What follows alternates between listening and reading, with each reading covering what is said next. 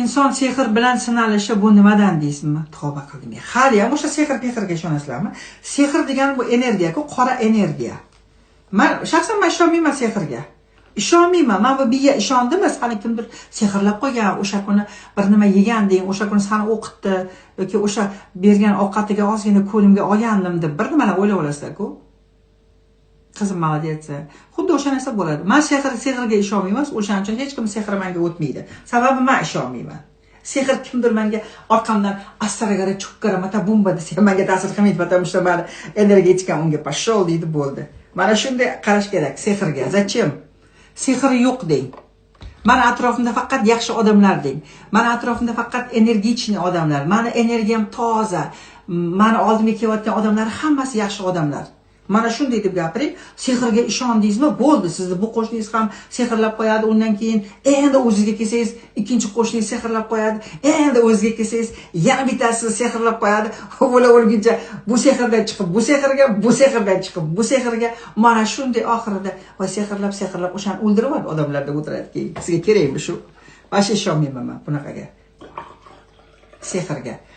Nimaga ishonsangiz o'sha bo'ladi. Men baxtga ishonaman, men Allohga ishonaman, men o'zimga ishonaman, men boylikka ishonaman, men sog'likka ishonaman, men muhabbatga ishonaman, men mehrga ishonaman. Meni uyim jannat masalan. Mana shu uyim jannat.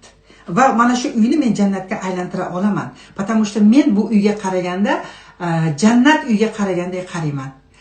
Yana bitta narsa aytaymi, yaqinda men bu Andijondan, Farg'onadan, Vodiydan uyga mehmonlar keldi. 60 dan oshib qolgan, ya'ni onaxonlar keldi-da, ish bo'yicha keldi. O'shalar kechasi o'sha bitta ona aytadi, hech qachon kechasi endi biz hovlida turamiz-ku, tualetimiz ancha uzoqda. Hech qachon men deydi tualetga kechasi bormayman, men qo'rqaman, uyda ham navaramni yur deb boraman deydi.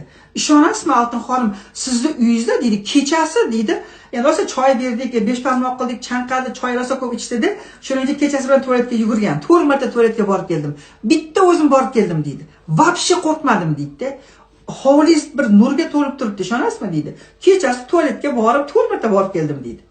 Navaramni uyg'otmadi, navarasini ertib kelgan ekan. Navaramni uyg'otmadim, qo'rqmadim. Rosa uyingiz nurli ekan deydi. Nima uchun? Alloh taolo meni uyimga nurni, shunda Oltin xonimni yaxshi ko'raman, shuni uyiga nurni sochib qo'yaman debdi deysizmi? Alloh hammani yaxshi ko'radi. U nurni men o'zim tortib oldim. Men tortib oldim-da, xonimni nurli qilib qo'ydim, bo'ldi. Siz ham mana shunday qiling. Sehrni tortib olsangiz, uyingizda sehrlar ko'p bo'ladi. Nurni tortib olsangiz, uyingiz nurli bo'ladi.